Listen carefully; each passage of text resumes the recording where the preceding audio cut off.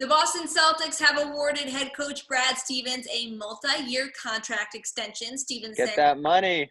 exactly. He's leaving it to us to guess the amount of years, but he did put the yes on there. So Brad got the bag.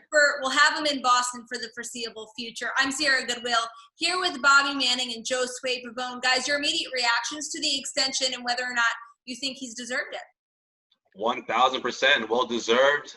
This next chapter in his tenure in Boston is going to mean the world. I do think there's a lot of significance to that. Obviously, we've seen him make strides from year one all the way through year 7, but there's one step he hasn't taken yet, and that, of course, is bringing the Celtics to the NBA Finals. Listen, is this extension about him winning a championship? Yes, 1,000%. Is it championship or bust? I'm not going to go that far, but I will tell you this much. If the Celtics don't make the NBA Finals for the next couple of years, I think it's fair to say that Brad failed. I think that's completely fair. And Bobby, I can't wait to hear what you have to say about this, because I think the window of opportunity is there for him. The chips have been played for Danny Ainge. This thing has been set up. It's been years in the making. He's taking the strides that it takes to get there. It's just that one final step. Yeah, it all relates to Tatum to some degree, because Tatum has shown the flashes of being that top 10 to 15 player this year. I was actually interested that a lot of voters put him in the All-NBA, because on the whole, I wasn't sure if he actually reached that 10 to 15 level for the entirety of the season. Now, things ended in March. It got wacky. I'm not going to complain too much. But if Tatum keeps showing for the next year or two that he is a Giannis-level player, LeBron, those kind of guys, then you're right. It's going to be a failure when it's all said and done if they can't get a championship out of a player like that. But what he's done to this point, people give him crap for the lack of a championship.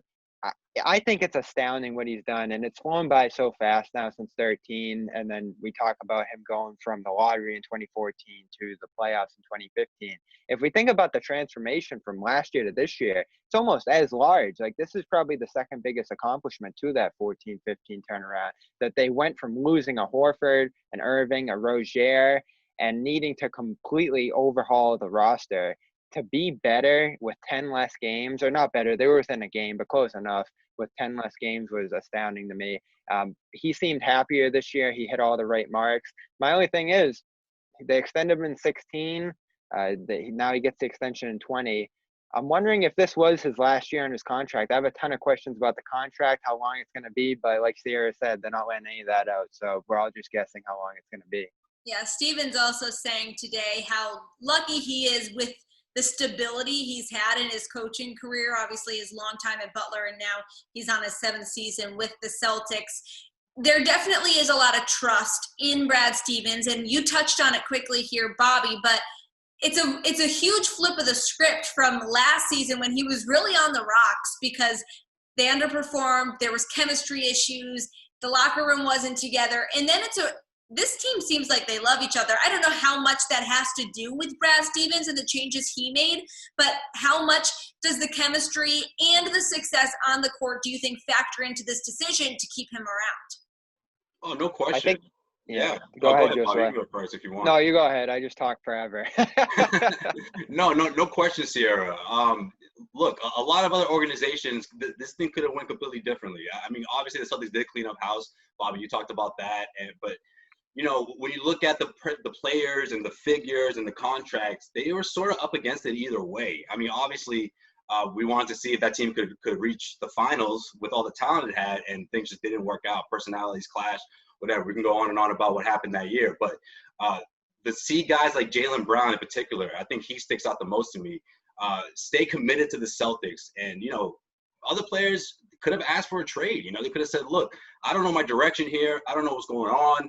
You know, or he could have just completely said, you know what, I'm not buying into anything that this guy has to say. I lost my starting job. You know, I just think Jaylen Brown's a good example of someone that he just was never out of focus with the overall goal of the team. You know, maybe guys were disgruntled, but I think Brad Stevens has a special way about him to bring guys together. And whether it's on the court or off the court, you're seeing that continuity within those guys. And I think that Danny Ainge recognizes that. And together they were able to bring in team-friendly guys or locker room-friendly guys via free agency and through the draft. And we've seen everything just come together nicely this year. And what was the question? Can he work with a star? And it all came down to his relationship with Irving and the fracture there. But this year is also an affirmation for him in that it went so bad in Brooklyn. They got their coach fired down there. They barely made the playoffs. He fizzled out with an injury. So all of a sudden you're looking at that and saying, who was more to blame there, Stevens or Irving? I know there were other personalities, other issues with that team last year, but the knock became, can Stevens win with a star? Well, now we see him working with Kemba Walker, who's definitely a different kind of star, but Tatum as well, reaching that level of ego. It's all working well. And this year is by far the best team he's ever had. If they can go on a massive run in the finals, which I think they can, it'll really just erase all of 2019.